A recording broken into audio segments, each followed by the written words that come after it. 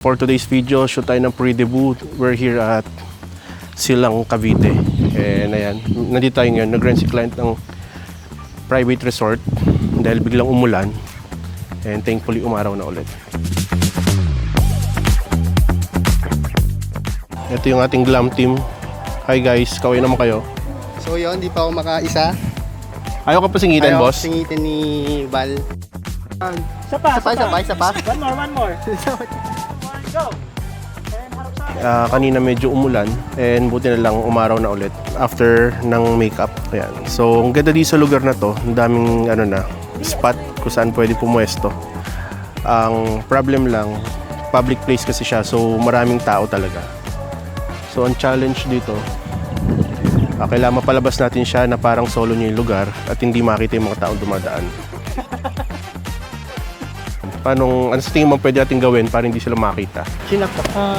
Tingin ko kailangan lang lagay siya sa mga So, walang tao? Yes, wala tao pa rin makita yung mga tao, di ba? Oh, tama naman yun, di ba? Ay, tumatawa tuloy sa libo. Totoo siya.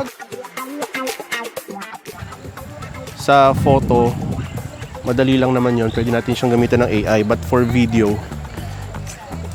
ang labanan kasi doon is yung angulo, no? Kung paano mo angulohan yung client. Unang-una, maliban sa kung paano mo ipapakita yung best angle niya, kailangan yung kada shots mo, matatago mo talaga yung mga tao na dumadaan. Hi Zai, kumusta naman so far? Nalamigan po. Nalamig na siya. Gusto ko yung kanina yung nakasandal ka dito. Yan, so nakababa siyang gano'n, tapos gagano mo siya sa likod. Tapos titingin ka lang na gano'n. Yan. Go. Tingin sa akin.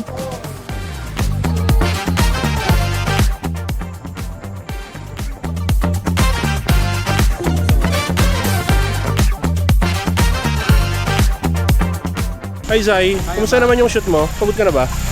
Good, anto. Bakit? Bigyan ng cobra.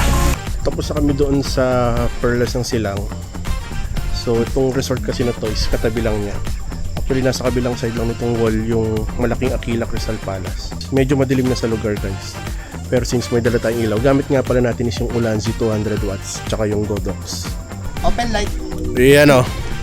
So nasa likod yung Ulanzi na 200 watts na bicolor. And then ito yung ating fill light. Tapos ganun yung mga Zaya. Nice. One, go.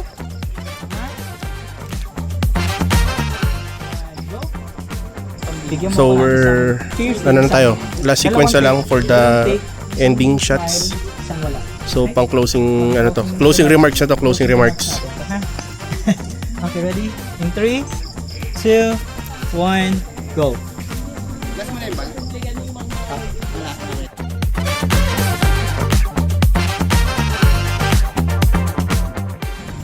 Okay, thank you.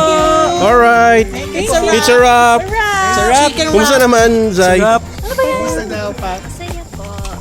Nakapagod? Nakapagod na. Yo, ayun na. So it's a wrap. So check nyo lang yung ating output. Thank you. Bye!